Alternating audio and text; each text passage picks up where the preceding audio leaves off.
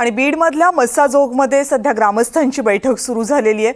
या आंदोलनाची पुढची दिशा नेमकी काय असावी याबाबत ग्रामस्थांची ही चर्चा आहे। 2 महिने उलटले संतोष देशमुख यांच्या हत्येला, पण ठोस कारवाई झालेली नाहीये, त्यामुळे ग्रामस्थ आक्रमक आहेत। त्याला विचारलं तर तो सुद्धा सांगेल की हे काय चालू आहे। मग एवढं जर सगळं असताना ह्याच्यावरती वरद हस्त कोणाचे, त्याला कोण पोषण देतोय किंवा त्याला कोण कंट्रोल करतोय, हे सगळ्या गोष्टी महत्वाच्या आहेत। मग एवढं सगळं असून सुद्धा सरकार का त्याच्याकडे दुर्लक्ष करतंय? सगळ्यात महत्वाचा पॉईंट आहे, प्रशासनच नुसतं नाहीये तर प्रशासनावरचे जे काही सरकारी अधिकारी आहेत किंवा त्यांच्यावर जे कंट्रोल करण्याचा सरळ गृहमंत्री, हे सगळं कंट्रोल करण्याचं काम कोणाचं आहे? गृहमंत्र्याचं। मग गृहमंत्री हे सीडीआर का काढा म्हणत नाहीत किंवा ओपनली का बोलत नाहीत ह्या गोष्टी?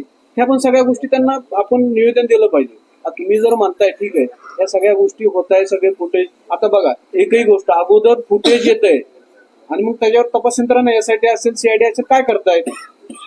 सगळे मीडियावाले फुटेज देत आहेत आपल्याला, सर्व मीडियावर पूर्ण महाराष्ट्रामध्ये चॅनलवर चालतं, तरी मग ह्या जे गृहमंत्री असतील किंवा जे प्रशासन असेल त्याच्यावरती का दुर्लक्ष करतं एवढं?